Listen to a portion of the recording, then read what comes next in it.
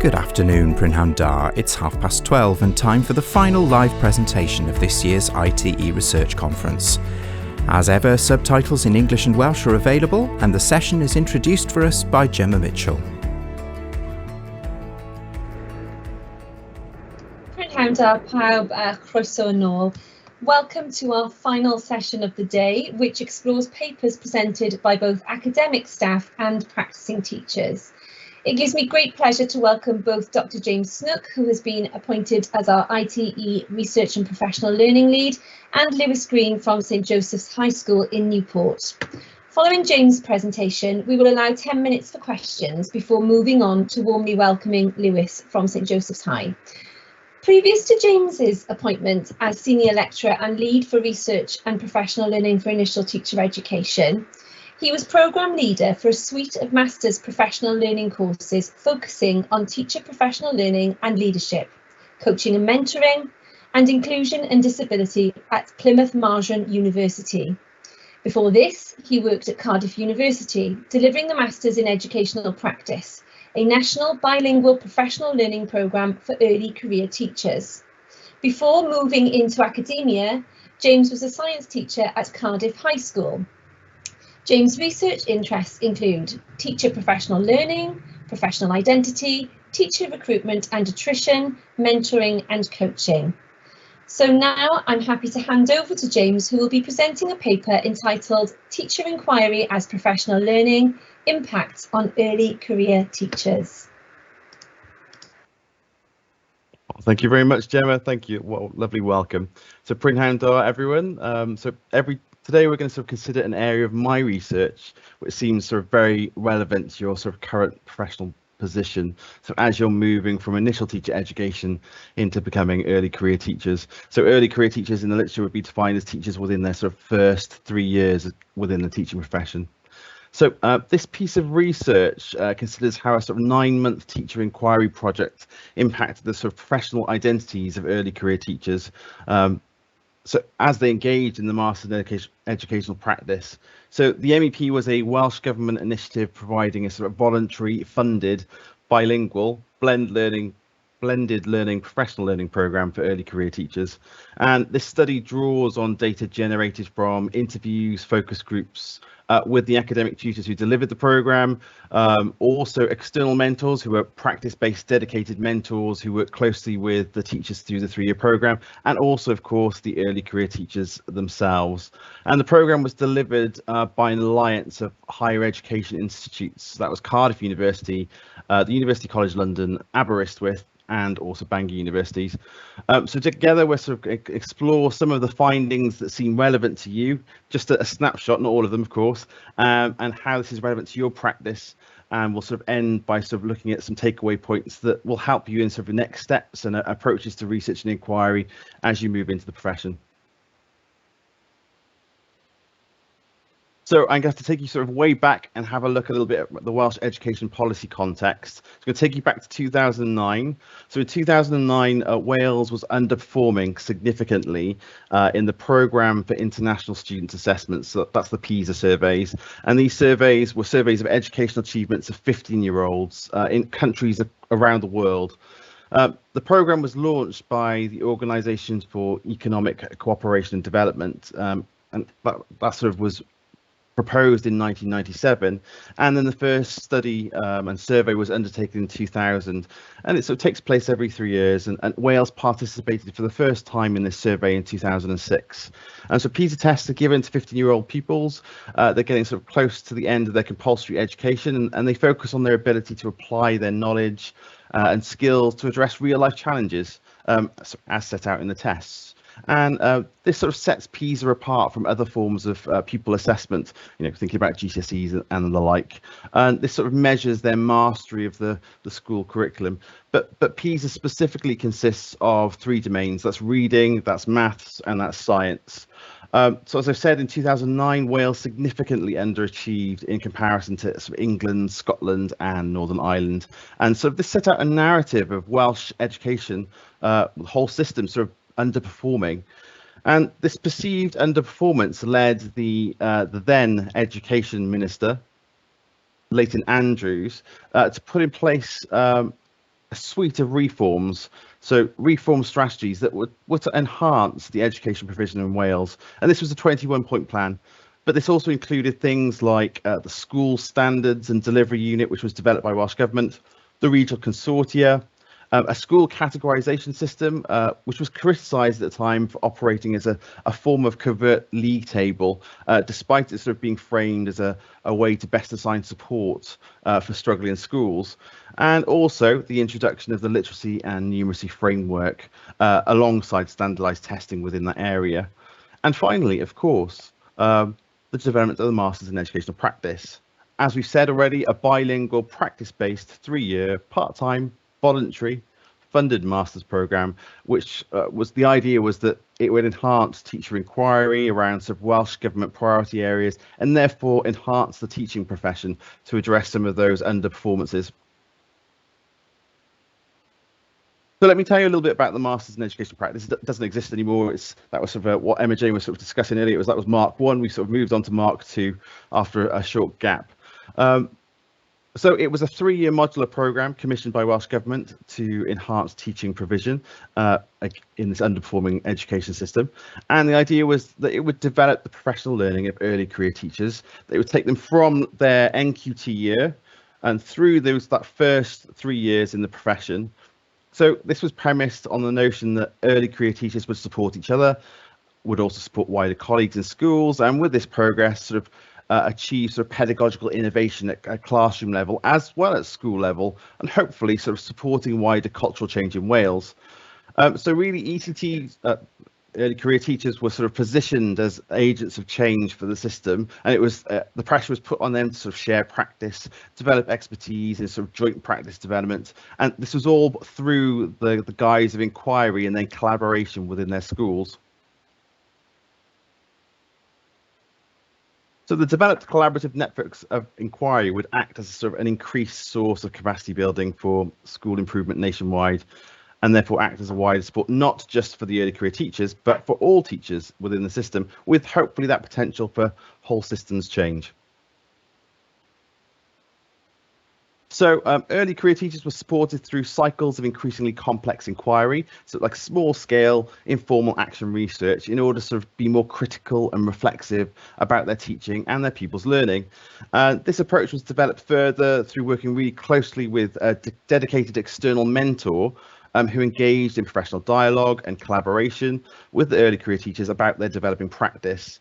And the early career teachers sort of engaged with the MEP through sort of blended learning approaches, mainly utilising sort of collaborative, cross-phase, face-to-face, one-day learning events that sort of brought all the early career teachers and their external mentors together with the academic team. We sort of worked in geographical cohorts of about 100 early career teachers, and we also formed sort of smaller cross-phase learning event groups within that, so there could be more small-scale collaborative discussion, and people could get to know each other better. So these collaborative groups work together throughout the duration of the course, moving between small groups and whole cohort activities. So the cohort in this study engaged with 6 modules, and that was over 2 years, which then culminated in that sort of final 3rd year with the 7th final module, which was the 9-month extended sort of teaching inquiry project, and that was supported by their external mentor and a dedicated academic tutor. And throughout it sort of spanned the programme, engaged 1,238 early career teachers, which was spread across 3 cohorts from all areas of Wales, and then 2 further smaller cohorts of early career teachers who sort of interrupted their studies and returned to complete the programme. And ultimately, sadly, funding for the programme was withdrawn due to political changes, and so its capacity as a support structure for early career teachers sort of ceased in 2019.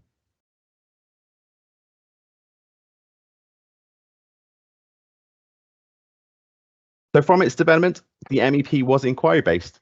I said already, it's a blended learning approach, was utilised really to support a more cost-efficient mode of delivery, but the early career teachers and external mentors attended 1 learning event per module, with 3 modules a year for the first 2 years, and then sort of that final teacher inquiry module at the end of the final year.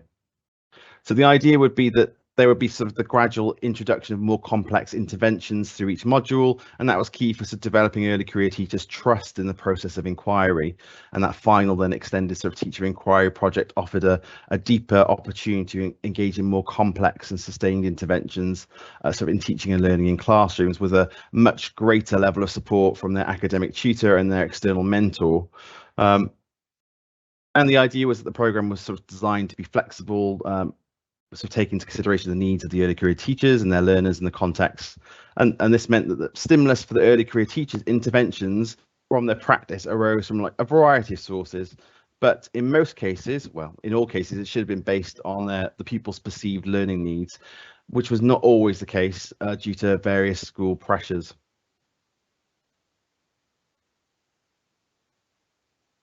So what was the rationale for this research? Well, I was a lecturer, module convener, academic tutor, and eventually sort of a hybrid role of academic tutor and external mentor for the final remaining study cohorts for the MEP.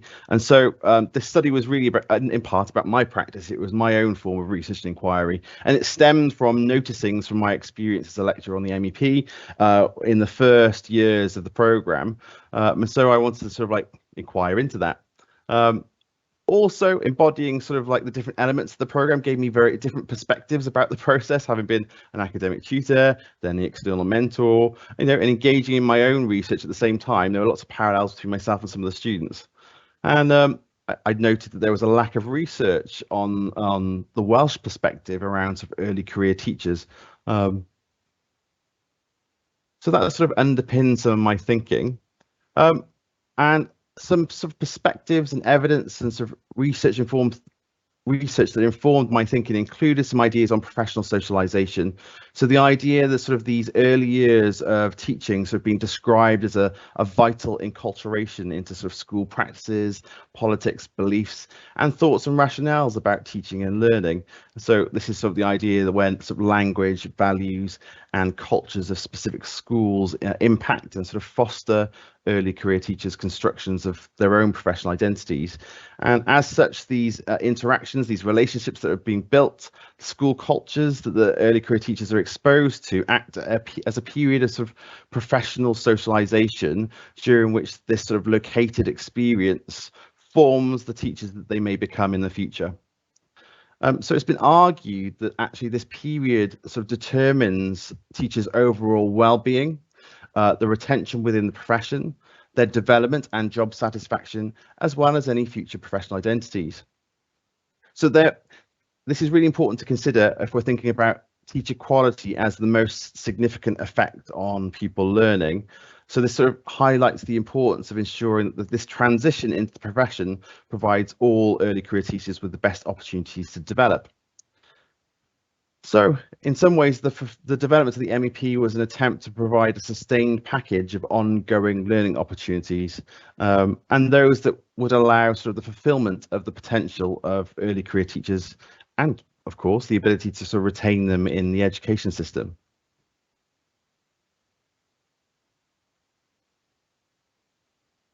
So thinking about the backdrop of this, let's think about a little bit about performativity. So performativity can be defined as a mode of regulation that sort of employs judgments, comparisons, and displays as a means of sort of incentive control, attrition, and change. So really in education, what it refers to sort of the set of rigid conventions that teachers feel that perhaps they might or must adhere to in order to be considered good teachers.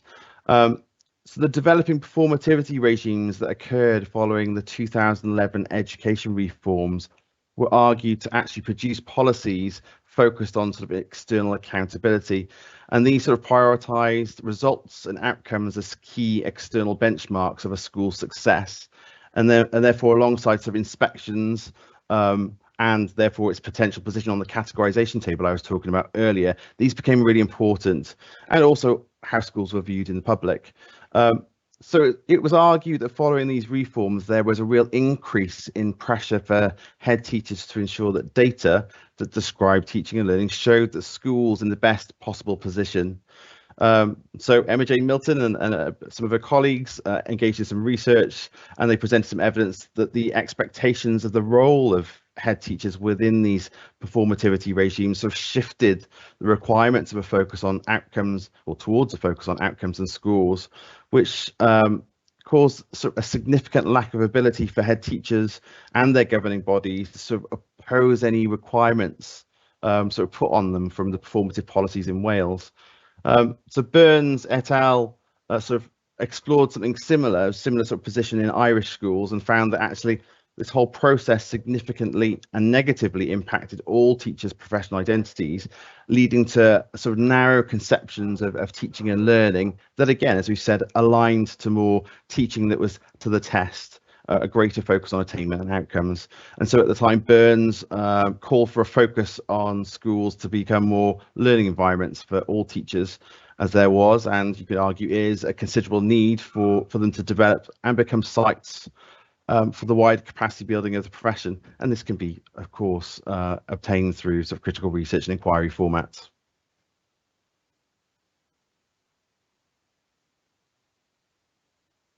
So let me just explain a little bit about the study. So I should look at teacher inquiry first of all. Sorry. So let's think about how teacher inquiry was a form of professional, then I'll tell you about the study. So a large-scale qualitative study by Connolly et al. Looked also at early career teachers' professional identities through looking at teacher inquiry, and it drew on large cohorts of students, actually 886 students, looking through focus groups and interviews. And the study deemed that teacher inquiry process could be disruptive, a beneficial disruptive influence on the Welsh education system, helping to sort of skew away from sort of normative practices, and that sort of engagement with teacher inquiry could result in an emboldening of the professional agencies of early career teachers. So in that study, the early career teachers sort of developed greater agency that allowed them to sort of make choices around accepting or rejecting forms of normal practice within school, rather than sort of having practice and pedagogical approaches sort of imposed by the school or by government on them. So there was a link that was sort of created between sort of agency that a teacher develops, their acts of professional learning, and their sort of socialization in the environment in which they find themselves. So, for example, in Beauchamp and Thomas have talked about sort of in communities of practice of schools, that identity is shaped and reshaped in sort of interactions with others in a professional context.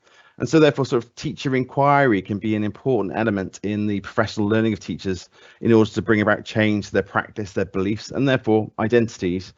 McNiff articulates this very well, sort of discussing the relationship between teachers' research and inquiry as an identity construction in itself, allowing teachers to sort of develop an inquiry of the self into the self.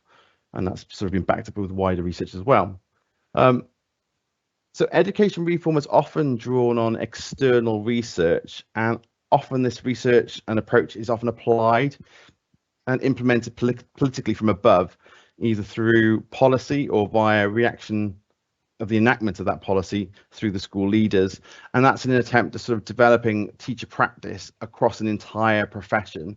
So this top-down approach sort of ignores the teacher's professional judgments and, of course, more importantly, the views of learners. So arguably, sort of top-down approaches implemented upon teachers, schools and learners, seen as those, as we see in sort of educational reform movements, do very little to improve teacher practice.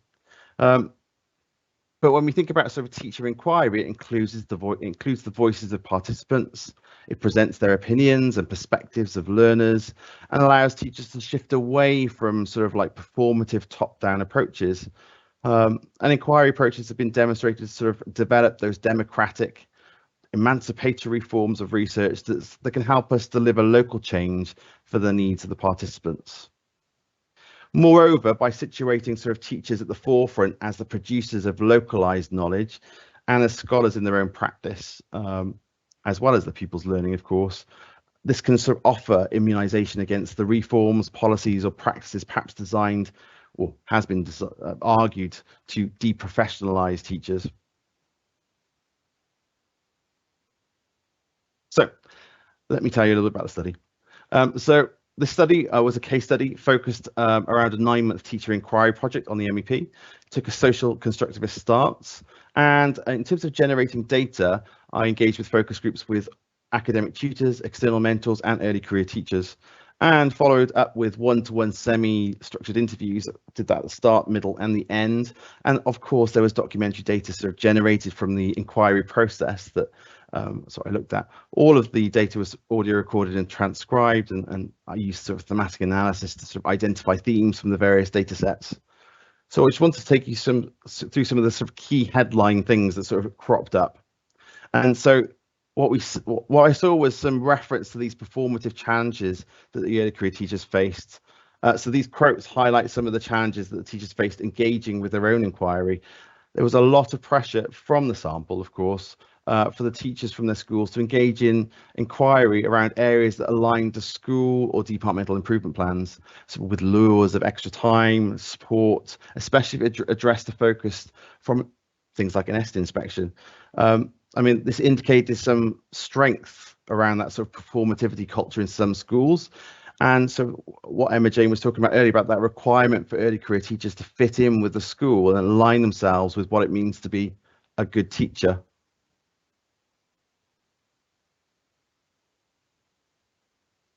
Through engaging with a teacher inquiry, something that really emerged with this idea of awakenings, and it was only bearing in mind these teachers had been on the programme for 2 years already when they started their inquiry. We only saw these sort of responses towards the end of the third year, having been through the elongated inquiry process.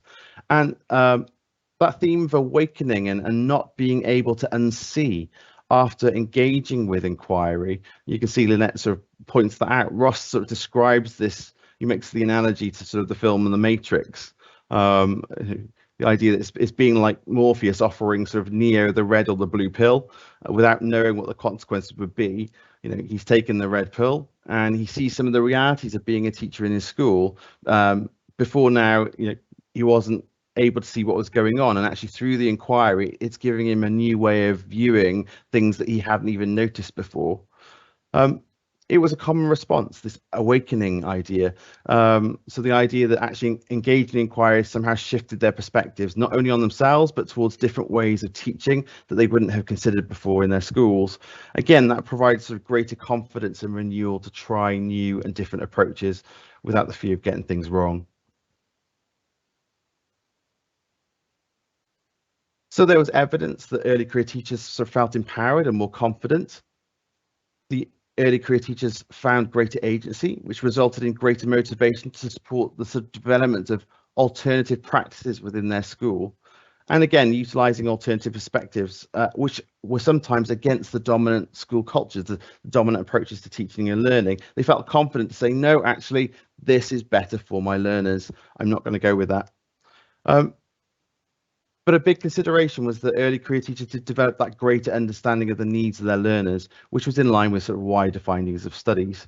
The early career teachers sort of positioned learners as central to the understanding of their teaching, and more specifically began to see students as collaborators in their teaching and learning process.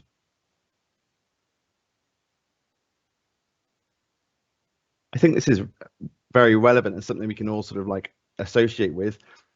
The early career teachers sort of discussed the messiness of inquiry, but also the uncomfortable truths, the discomfort with around sort of being exposed to alternative perspectives of their practice. So both Anna and Lynette in these quotes and in their interviews sort of point this out. So with learners at the centre of the inquiry, the pupils are best to know and comment on your practice and if it's having an impact. And it's only through asking them and getting to know them and considering wider perspectives that they were able to sort of like hold a mirror up to their practice. And this feedback from learner voice sometimes felt uncomfortable. But it shifted the traditional power dynamics of teachers being in charge and doing education to the learners to a more shared perspective where teachers and learners work together. So there were some wider findings. Again, I'm giving you this whistle-stop tour across some of my research, but again, we've sort of talked throughout this day about developments in teaching practice and great impacts on the learning of pupils, and that's because it was these interventions were tailored towards the specific needs of each learner, and therefore from that there was greater satisfaction as experts in their own practice, but also their pupils' learning in their local context. And they developed the research and inquiry skills to answer questions about their own practice themselves. They didn't need to go elsewhere. They had the tools, they had the equipment, the understanding to now try to go about answering questions they posed themselves. And that led to greater confidence, greater autonomy, and feelings of empowerment. And with that, for some, a more critical stance around the choices of pedagogy, which was informed by their own experiences, rather than just from top-down, whole school imposed initiatives, started from a bottom up with the direct needs of learners. And therefore, for some, depending on the situation they were in, there was greater ability to influence colleagues, and some confidence in sort of defending those pedagogical choices. But again, depending on the school, that wasn't always the case. And for some, this led to innovation within their own practice. So this sort of leaves me on some key reflections. Again, I've whizzed through some of that, but here are some key reflections you might want to take away from that. It sort of complements things that have been said already today. So research and inquiry sort of begins with your learners' needs and the development of your teaching and pupils' learning.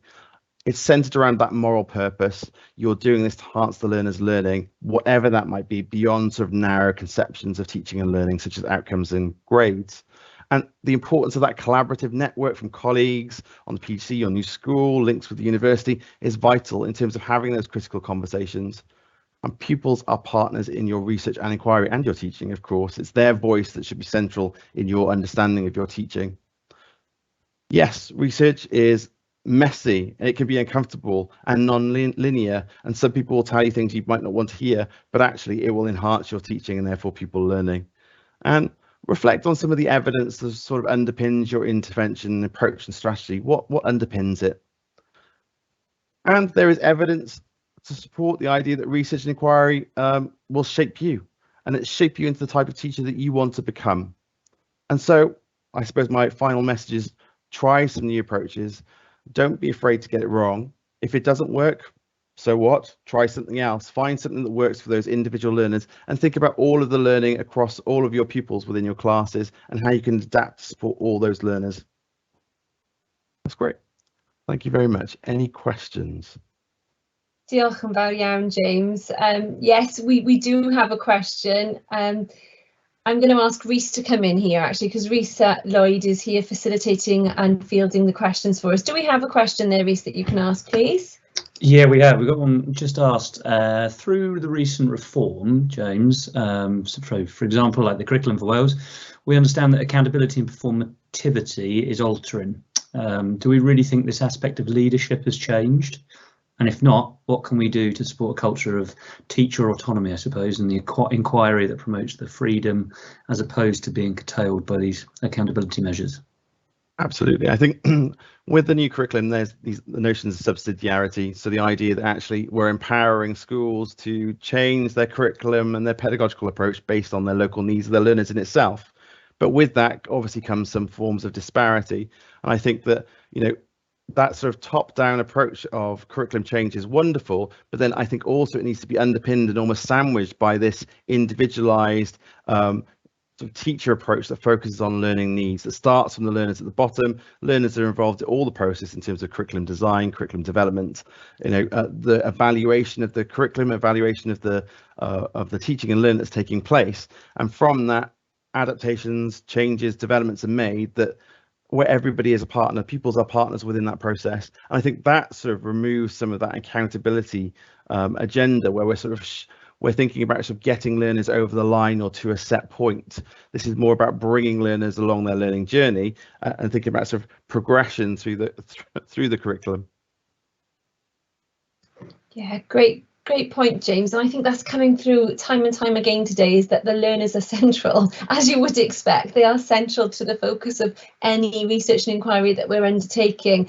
And I suppose if we need there is no better justification and rationale than that. So it's just really fascinating and interesting that's come up time and time again in our presentations today.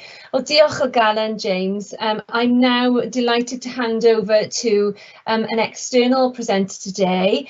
Lewis is joining us from Newport Local Authority, which is close to my heart, as that's where I used to teach. So Lewis Green is coming to us from St Joseph's High School in Newport, as I mentioned earlier. He's both the lead for expressive arts in his Lead Network School and simultaneously head of the music department. So he's going to present a paper on using modelling and questioning to improve retrieval practice of boys. And that's in brackets there I have practitioner research. So as I mentioned, we'd be looking at some research that is close to practice. Now, Lewis is a previous PGCE student, just as you guys, you'll almost be able to say that in a couple of days.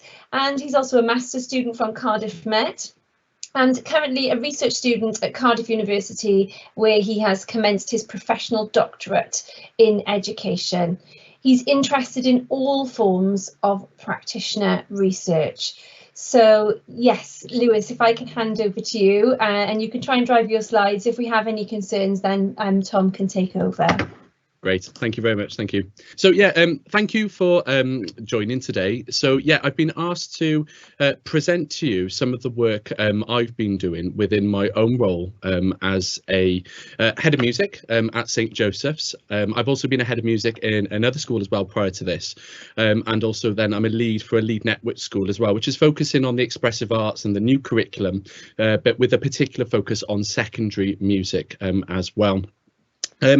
So I think one thing before I start is I'm really quite passionate about inquiry work as a practitioner, and I think more than ever in my early career it wasn't so much of a focus unless I hadn't engaged with the Masters in Education at Cardiff Met. I don't think I potentially would have engaged with as much inquiry work early on in my career as I had done, but I'm really pleased to see that's become a real focus now for all teachers, whether starting early career teachers, middle level leaders, and those in senior positions as well. I think it's great to see. So Tom, is it okay to go on to the next slide, please? Thank you. So here is an outline of my presentation. First of all, I'll explain the rationale behind my inquiry focus and why I decided to do that. And it changes year on year. I always try and make sure that I focus on something which is meaningful. So I'll go through that.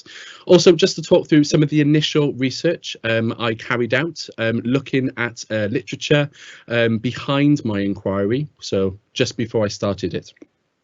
Also then exploring some of the actions I did before the inquiry to help me make it as effective as possible. Actions then I made during the inquiry and then the results process.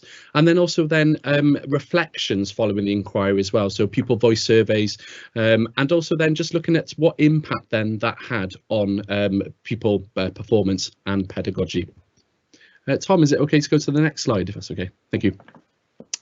So my professional inquiry question, and I'm hoping that although I'm sharing my inquiry with you, I'm hoping that lots of yourselves will learn something from this when carrying out your own inquiry questions next year and into the future as well. This is just something how I approached my inquiry. There's lots of ways in which you can approach it, and this is just one of the ways in which I did it. So the first thing I decided on was my inquiry question. So I decided to put it up here, so just so that you can see it. So what impact does live modelling and pre-recorded videos delivered over a term, so I made sure I had a time frame as well, support year 12 boys to recall key information and skills more effectively in appraising tasks? And the word appraising within my setting is to do with listening work, and when we're trying to listen to pieces of music, we're then appraising that. So hopefully this inquiry question as well, that could be maybe something used maybe as a model to help frame your own inquiry potentially for the future as well. And some of the participants involved as well featured my year 12 A-level music students. Also, it became a departmental priority as well, because that's something I felt was really strong to help our learners improve. And also, we were very lucky this year. We had two PGC secondary music students with us as well, and they also supported the departmental inquiry focus, and also it fed into a lot of their inquiry work and R&E work as well across the year. So I tried to make sure that it was very holistic at departmental as well as personal level as well. Next please, Tom. Thank you.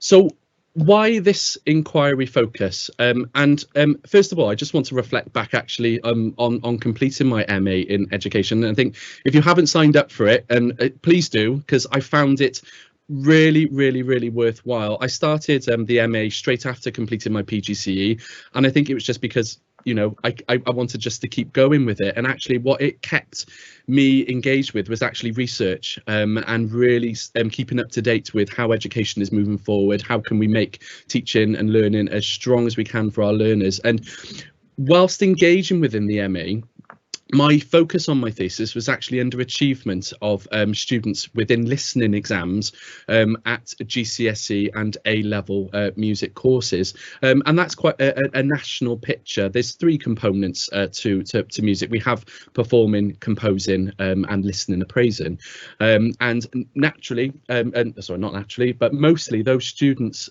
do underperform within that exam. And I've always been really keen to explore, well, why is this happening? And what can I do as a practitioner to support my learners to do the very best they can? And are there strategies I could be putting in place? And even within the MA, I set myself some recommendations for future study, and this is something I'm constantly coming back to and striving to improve over time. And then I think what really helped me to focus on my inquiry was actually my results at Key Stage 4. And what I noticed, and some of you may well have noticed this within schools you've worked in this year, and it's become a bit of a national picture as well, that the attainment gap between boys and girls has widened within lots of subject areas, but it did widen between 2020 to 2021 in the time of COVID. And I noticed that particularly boys were underperforming. Within our school, it wasn't a case that they were getting U's and E's and G's. It was more to do with girls were mainly getting the A's and the A stars, and the boys were mainly getting the B's and the C's, and that was within the context of my school. So that was something then I wanted to explore and make sure that the inquiry I was working on could really try and explore why that's happening. And I think if when engaging in an inquiry yourselves next year, make sure that you do ask the senior leadership teams, what are the whole school priorities? What could I be working on? What are the departmental priorities? And also, what about yourself as well? What do you want to do as a practitioner to improve on? And then last of all as well, I think quite a lot of the inquiry work I've been doing, I've always tried to involve the learners, because at the end of the day, it's about them. Whatever the inquiry needs to be, it's all aimed at trying to improve the learning experiences for those. So I carried out a listening to learners survey, also called Pupil Voice, pre-inquiry, and I noticed that nearly all pupils within those surveys focused on two things. They wanted to have more learning and revision resources that showed the teacher recording their teaching when explaining and recapping key topics for methods required for exams. And also, could these resources be accessed both at home and in school? And I think this has very much become a theme during COVID and post-COVID. And of course, I don't think this probably would have been an inquiry for me, maybe if we hadn't gone through that COVID stage, just because it's something I haven't used, and the pupils weren't used to either, with all the, the online resources which have widened and been enhanced. So that was something then how I explored that. So my initial research, what did I want to explore? And these are just some of the in blue on the screen at the moment. So I knew I wanted to have a focus then on recall to help improve students' ability to be able to recall key information. But I wanted to actually explore what recall strategies are there, and because there's so many, and I think actually engaging in lots of research on that, I couldn't believe how many there were. And of course, you can now, I feel, combine a lot more teaching strategies with recall to actually enhance it even more. So one thing I wanted to focus on was, we've got the recall strategies here, and I've got some key questions I asked myself before I started the inquiry, and I found that really, really useful, and that's something I'd recommend as well. And I wanted to look at the following things: is how can recall support pupils' revision and attainment with a focus on boys? Are there more effective ones than others? Then live modelling. I wanted to see actually when we're engaging in recall, can the use of live modelling when we're recording something, can that be beneficial then for at the moment in the lesson, but also then for future recall in the future? Some of you may well have used this app. Just at the bottom of the screen over this side, there is an app called Loom, and I thoroughly Love it. I think for me it became a lifesaver within COVID, but I still use it now and have used it now thanks to the inquiry, because I wanted to see how post COVID, when we're back in schools, how can we still use that to support recall. And also, more importantly, I wanted to see actually whether the use of live modelling and the visual resource can actually support boys even more, and that became a particular focus. And last of all as well, this was when I was carrying out some research on recall. I was reading some research that actually showed that when we actually involve the learners within the models, to engage them in recall activities, if we actually question them within these recorded videos as well, that can allow us to stretch their recall skills even more with a focus on higher order questioning. And when reading that was something I wanted to explore, and that's why my inquiry focused on how well and does merging recall modelling and questioning, can that support boys in leading to higher attainment. So they were just some of the key things I explored before in starting my inquiry, and that's something I would really recommend with inquiry.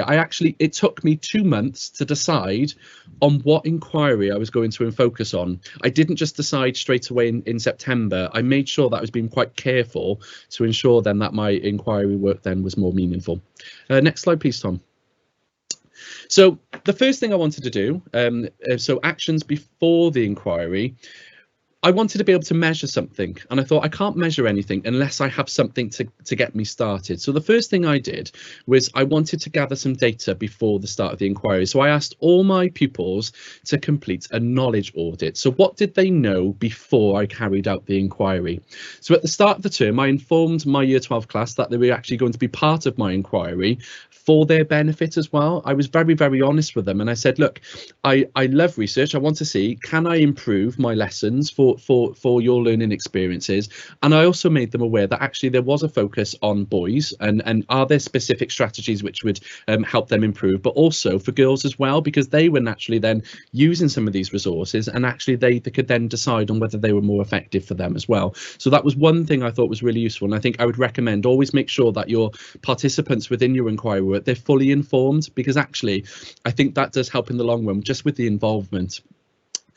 So following the completion of a music theory scheme of work, pupils were asked to complete an initial test which covered the key topics. They were quite frightened about it at the start, because obviously I just chucked them the exam, and actually for some of them it was one of the first exams in sixth form they had done. It was quite early on, but they did it. And before I did the actual the inquiry, they were asked to complete this test before any of the sort of the modelling resources I was going to make and any of the additional Loom videos, the questioning strategies took place. So there was nothing additional, so I could see then what they had learned.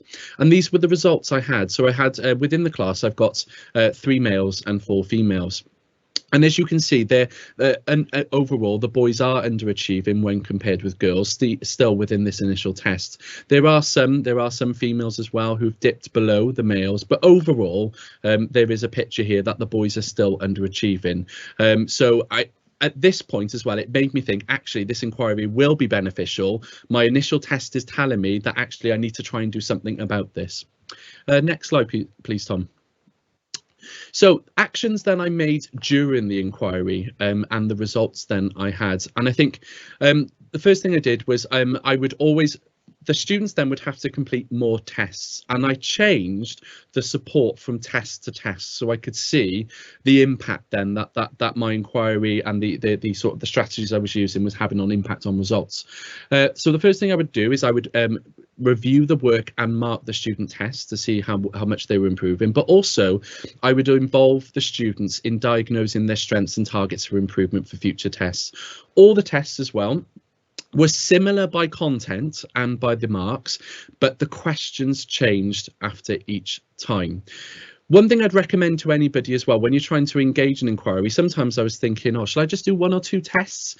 But actually, I'm quite pleased that I kept persevering with quite a few tests, because sometimes you don't get the results you want to measure that impact unless you do quite a few of them. And that would be something I learned as a practitioner. Sometimes you've got to repeat a couple of things just to see if you can see those patterns. For example, after test 2, I noticed that one of the students actually regressed. So I thought, oh, maybe it's not working, and it was for a male. And I thought, no, we need to persevere. There might be a reason, there might be some variables within the data as well. So you've got to keep persevering. So for test 2, I only provided them with a live recorded model. Within that model, I used Loom just to actually explain how I would use maybe fix a method, how I'd fix a problem, and how maybe I'd address a question again in the future in a different way then to improve it. And also this was across the department as well. I'd share this, and actually some of the PGC students as well who were teaching here, they were looking at this as well, and they were adapting some of their teaching strategies as well to see how we could change it. Then within tests 3 and 4, this is where I saw the impact happen. This is where then I would record myself going through some of the questions, showing them how I would change an answer, how I'd fix a problem, but also then directly involving the students within questioning. So I was asking them, how would we fix this? You tell me, what should we have done there? What should we remember to do next time? And the most beneficial thing I found about this was they can go back to these videos at a later date. And one thing I've learned now as a teacher is sometimes we teach it once and we come back to it later in the year and we're repeating ourselves. Well, we don't need to do that anymore. You can record something and the students can revisit that at a later stage and when they want, 24/7. And these were some of the things they highlighted in their pupil voice surveys earlier in the year, and that was something which I think we'd achieved really well, and that was something I found most impactful for me, and that's something I want to take forward is when I'm making models and involving the students is making sure that we record the questioning which took place at that time as well, so they can actually think about the questions they were asking themselves at the time and also remind themselves of the questions they were asking me, because they will forget. They will forget from something you've done much earlier in the year. Next slide, please, Tom. So reflections following the inquiry, and this is something which was pretty new to me. I've not done this before, particularly within an inquiry, but I asked the learners for their feedback post-inquiry because I was really keen to see.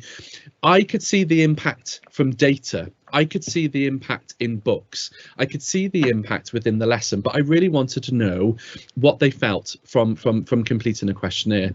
And these are just some of the findings we found within the department. So I've just picked out some of the questions which I found were really meaningful. There were a lot more, but these are some of the ones which stood out to me. So do you think that regular theory tests are helping you to recall and memorize key theory and wider listening knowledge? And all students said yes. And I think the thing I just want to highlight that was regular theory testing. It wasn't just practice tests and practice papers later in the year. We were engaging them within that sort of practice much earlier on, and that's something I've not normally done within so early on in the year, but that's something I'm going to keep within my own teaching and also within the department as well. And I already know that we also within our school we share lots of our findings with across staff within the school, and I know lots of them now are starting to introduce far more recall sort of mini tests within the department.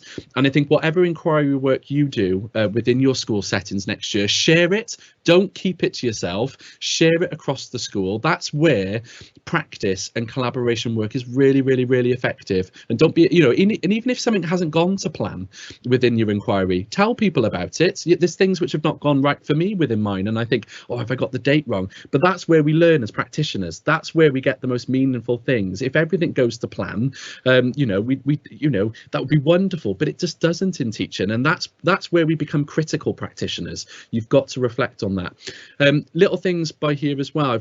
Please explain a reason for your answer. These comments were really meaningful, these qualitative judgments. So it makes me think about the answers and reminds me every time I see the paper, because they're using those videos and those resources all the time. They can keep referring back to them.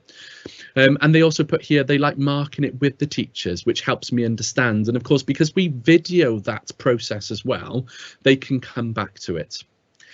this was I felt that this was the most meaningful question which was asked, which was, when improving your recall and revision skills, which do you think allows you to improve your ability to memorize key knowledge? And there were a couple of answers, because as a teacher we do it in so many different ways. So, you know, normal marking answers only, providing a Loom video. So this was the new thing we introduced, but also then as well, creating a Loom video during the lesson to involve you in questions as well. And as you can see here, 4 out of the 7 pupils felt that this was the most effective method for them, and 2 of them were males and 2 were females. So there still was that one male within my focus group which said they didn't, but overall they felt that they were using them. But again, one thing I learned about this inquiry, however much I was quite keen to say, right, this is going to work, we're going to make a model question that's going to fix everything, it won't. It's just an extra tool to our teaching kit and another strategy we can use. And I think that's something which I've learned as a practitioner, and hopefully you can remember as well when you engage in your own, whatever you are inquiring about, remember that it's just an extra thing you can use and to your teaching. Next please, Tom. So evaluation and impact, and you know, just to when evaluating, now we're coming towards the end of the year, I'm already starting to plan now next year, and when thinking about my departmental priorities, also my priorities as a teacher, I've learned a lot from this, and it's important that when you've done your inquiry, you find time to really evaluate how well it's gone. Don't just say, right, done and dusted. What can you take to the next year? What are you going to keep, and maybe what are you going to tweak? Yeah, what could be changed, and maybe you need to revisit something as well. It might be that one of your own recommendations, one of your own targets, that could become then a future inquiry for the next year. So what I did notice was that the attainment achievement gap between boys and girls in the mini test had narrowed. So I was relieved by that had happened, and not only just boys though, but girls as well. Going back to that data, some of the girls were achieving 100%, and again, they may well have achieved that anyway, but they've said in the pupil voice surveys that actually it did help them, and they both girls and boys, it had a positive impact on those learners as well, because we don't want to disadvantage any other students as well. So what was quite nice is that actually the inquiry was benefiting all learners at the end, and interestingly 2 males were actually overachieving when compared to 2 females. So I was quite keen to know why that happened, and actually when I really analysed some of my pupil voice surveys, the females told me they just forgot to use them, and they were quite honest about it as well. So they just needed that reminding that those resources were there as an additional resource. So they were just some of the things I picked up on there. I also noticed as well that even though this inquiry is looked at particularly using questioning within recorded videos, I still need to remind myself that I need to broaden and continue to vary the use of recall activities. And remember as well that whatever we work on in inquiry, at one stage, they're going to have to be confident to use these skills independently in an exam situation. So one thing I want to do next year, particularly myself, is I think I need to take away some of that support a little bit earlier towards the actual exams, just to boost their confidence levels and in independence levels as well. So that's something I picked up on, and I think that's something anybody engaged in inquiry needs to think about at the end of the process as well, and along the process. So I think overall the impact has been positive on boys' attainment and recall. Therefore, I'm going to continue to create and record live models which involve pupils within questioning activities to further support and enhance their recall. And I've still got those videos now. Some of them will also be relevant for the next cohort if necessary. But one thing I've also realised as well is actually I think you may need to make them again, because obviously the questions will probably be different from cohort to cohort. Each cohort will be very, very different. So that's something you might want to consider if you're thinking of using this type of strategy. And Tom, I think is the final slide then, if that's okay. So I think one thing I wanted to finish on was actually looking at the challenges, the overall challenges I faced within my inquiry work. And everyone will have challenges, whatever they will be, but also the benefits from learning from those experiences, and also then opportunities I've had as well. And I think one thing I found, particularly within inquiry work, when I was engaging with the masters, quite a lot of that would be done in sort of at home. You'd be doing a lot of reading at home and then potentially doing a lot of work outside of school and inside school. But lots of the inquiry work needs to take place within school. And particularly I found with this topic, And I was worried at the start that actually when making lots of live and recorded models, it felt very time consuming, and I kept worrying myself thinking, oh, I'm using too much lesson time. But because I dedicated that time to it, I felt that it was challenging my practice. It was pushing me out of my comfort zone. And that's what the inquiry should also be about as well. But sometimes you've just got to take that step. And I think if you find that you're constantly using the same strategies all the time, it's good to actually try something new. And it might feel slightly time consuming, but there's a reason for it. And obviously the research was saying it's going to take time to make these videos. And I know after the lesson it's going to take time, but actually it had a massive impact and it became more meaningful later on. And as I'll discuss down the bottom, later on in the year, I actually wasn't wasting time by repeating the same thing for a revision session because the videos are already made. So sometimes it's really important that you think ahead of yourself to see what impact it will have on in the future. I think as well, you may find this from personal experience, but when trying to get pupils engaged with your inquiry work, I found it quite difficult at the start because I was asking Year 12 students, would you like to do more tests earlier on in the year? And they were going, no, why would I want to do that? Why would I want to do that? But actually, when you really tell them why you are engaging in this inquiry, they will get on board, but I did find that quite difficult at the start. So don't be frightened if you experience that as well. Keep persevering with them. Remind them why they're doing it. There is a reason why we're going to do it. It's for their benefit. So if you do come across that as well, just keep persevering. Also, all the extra work we do within our inquiry, constantly remind the pupils that it's there. As I highlighted, I wanted to find out why some of the females were underperforming against the boys later on. And it was just because they told me they kept forgetting that these extra recorded Loom videos were there. So having those constant reminders with the students for the inquiry work you're doing and all the additional things you're putting in place for them, you do need to remind them that they are there throughout the year. And I think some of the other things as well is when you're engaging in your inquiry work, try not to become too focused on just that thing. I found that when I was hitting around about the Christmas point into January, we were constantly just talking about questioning, recording videos, sharing the videos, and it became very much the topic of discussion, and we were forgetting about all the other amazing things we all do as teachers and we share with them, like revision mats, other worksheets that we have with them. So remember that when you're using Recall, you need to be flexible with what you share with them because all your students will learn in different ways, and it's having that variety of and flexibility within that as well. And again, just don't come to that become too much of a focus. It needs to be there, but don't forget all the other things we do as well. So I think, the benefits and opportunities of your inquiry work, everybody's inquiry work and my own inquiry work is that our professional inquiries should focus on pupil learning. It's going to develop our practice, and also remember that it does need to be for the context of your school. Even though I'm talking about mine now, hopefully you've taken something from this and you can tweak it and you can transfer some of it might be the structure of how I've done it, and you might find that it useful for yourselves. But you just need to make sure that it fits the context of your school. You cannot just take somebody's inquiry and put it into another school and hope then that will work. You've got to make sure it's really researched. Look at the research before you start. How will it benefit then your learners? Another thing as well, as I said earlier on at the very start, please think before you start your inquiry. Take the time. Don't just start. You might find in September everyone's going, right, inquiry time, we've got to decide on something, but sometimes take your time. I found that more meaningful. I'd actually changed it 3 times before I'd started, and because I was teaching them and I was thinking, actually, they don't need this, they might need that. So I really think that you need to take time before deciding on your inquiry when engaging with it in the future. This will make it meaningful. This will benefit your practice. And also, remember as well, what will you learn from the process as well? Both things which have gone wrong, things which have not gone to plan, but also then things then which you can take forward then in your practice. And again, I think record your teaching. Yeah, some of you might be a bit frightened when you say, I don't want to record my teaching. It took me a while because of COVID, we were used to it being online, but record it. The positive is if you start recording key things, if you know there's a difficult topic coming up you're going to teach, record it, because it will form some of the revision resources later for your students later in the year.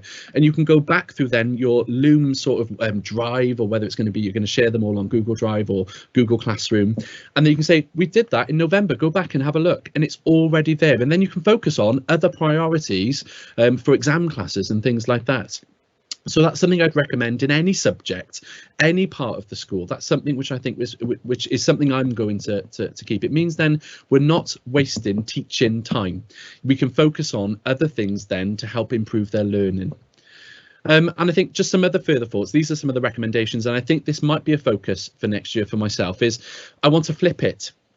Can we actually ask students to lead and record their own models, because they love that, and some of them have already experimented with it, and I think that actually that would have really challenged the students to actually really think about what they do know and what they don't at the moment, and how can they improve, and are they confident in it enough to do it. In my opinion, now I think they've seen me do it quite a lot. They've seen the structure of the Loom videos, and that's one thing I think I'm going to challenge them. And then can they be shared? So we're all working collaboratively then, both as a teacher and a student as well. And I think just two more things is post-COVID. I think some people always say to me, would I have done this inquiry if COVID hadn't happened? And I don't think I would have done. I don't think I would have discovered Loom without having to teach online and everything needing to be recorded, but also not just using it online for when we've got the blended learning model, but also within the classroom as well. And that's one thing I've really taken away post-COVID, is actually we've got all these brilliant apps now we can use to help develop learning, and particularly with the focus on recall at the moment, which has been my inquiry. I don't know whether that would have been in my inquiry, but it has been now. But I think there's lots of benefits which have come out the other end of COVID, and this is one of the things which has really improved my practice, both within lesson but also then at home as well for learners. And I think just some other things, recommendations for myself as well, is that I know the focus of this inquiry was about narrowing the gap between boys and girls, but I do think we need to consider deeper than that, and that's something I want to focus on as well. Is can we look at more groups of learners other than just boys and girls? For example, non-binary learners. Can we look at how they best learn as well? Can I go in deeper and see actually, do we need to look at these, and do we need to maybe experiment and trial new methods as well? And how can we best support these learners? And I think whatever inquiry you have as well, you need to set yourself recommendations for yourself, for your department, and share that with the school as well, because you might notice some themes might be coming out of other professional inquiries as well. So next slide, please, Tom. Sorry, I think I've run over by 2 minutes. I do apologise. I tried to time it. But has anyone got any questions at all? If there's time for any, is anyone? I hope people have found that useful.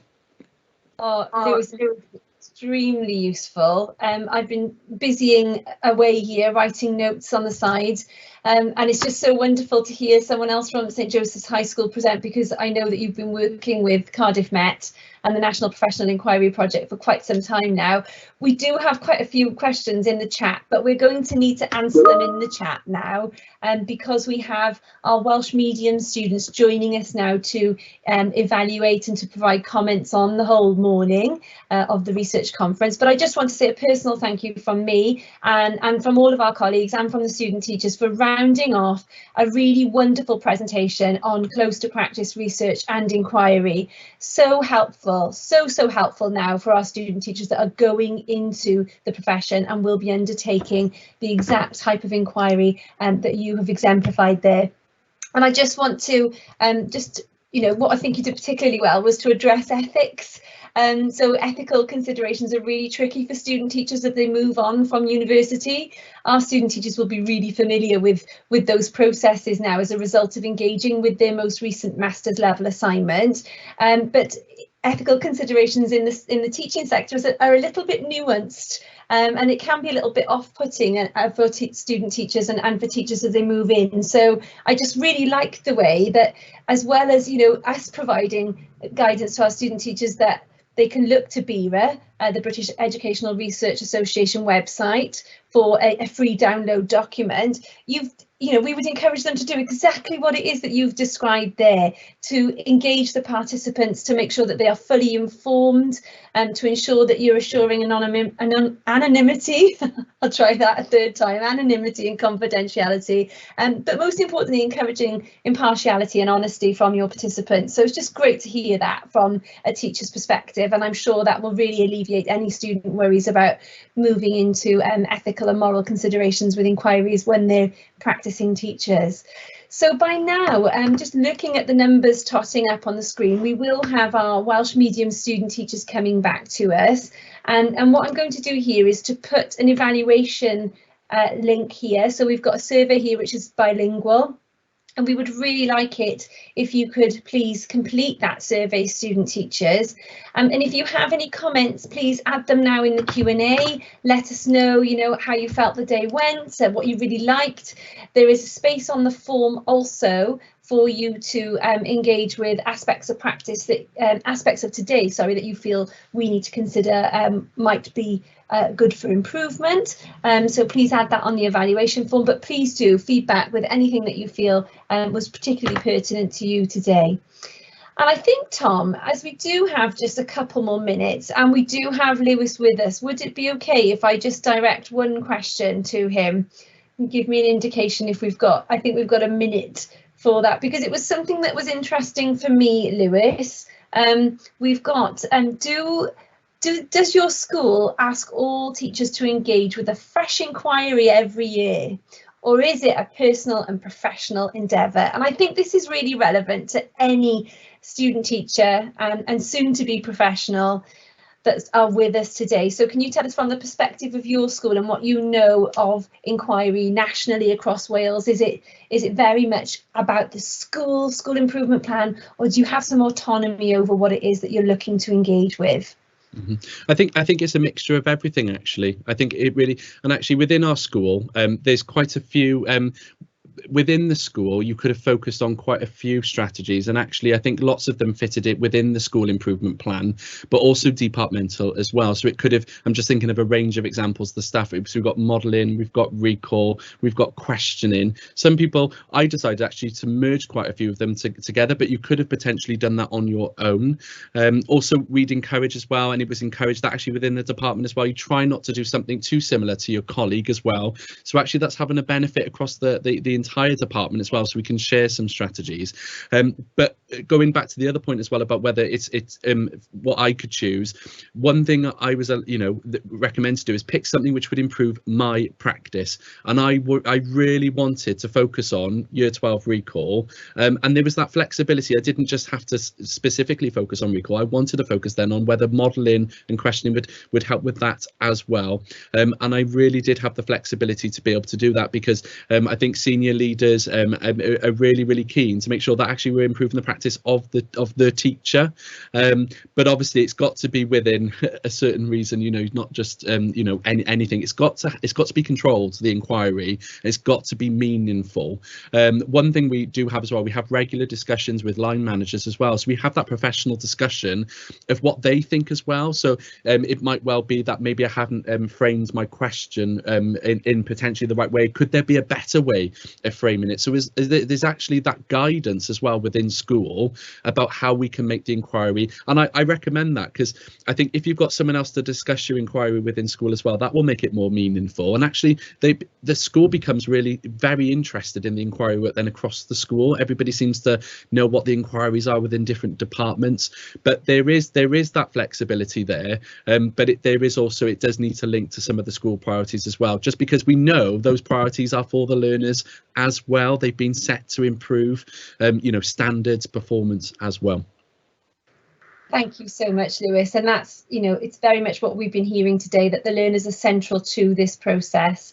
James gave a really good demonstration. And for Welsh medium students, if you want to catch up on that English medium presentation, of course you can do afterwards, about that historical influence of PISA on our approaches to research and inquiry within the profession today. But so encouraging, Lewis, to hear that your professional learning and your development journey is part and process of selecting that inquiry question. through that professional dialogue with your line manager. In the instance in your school, it's a line manager, and I'm sure that that's certainly my experience of working with schools undertaking inquiry, that professional dialogue, that professional collaboration. To develop the inquiry, yes, it's about improvement for learners, but ultimately it's also about the development of the profession and of the professional. So great to hear that that's something that's pertinent for you at your school. So a huge thank you to all of the facilitators today. My colleague Kerry Pugh, who has relentlessly met with myself over Teams over the last fortnight, Lisa and Reese for facilitating, every single presenter that's delivered today via the medium of English and Welsh, and of course it would be very remiss of us not to mention our resident producer Tom Breeze, whom without none of this would be possible. Diolch yn fawr, Tom. So we'd just like to close with a diolch yn fawr iawn to everybody here today. Thank you for taking your time out of what we know is a short week, but a very busy one for you. And we recognise how tired you are and potentially saturated at this point, hoping that you can now take a nice walk in the sunshine and reflect on some of the lovely information you've had today. And we look forward to seeing you tomorrow. Hwyl fawr pawb.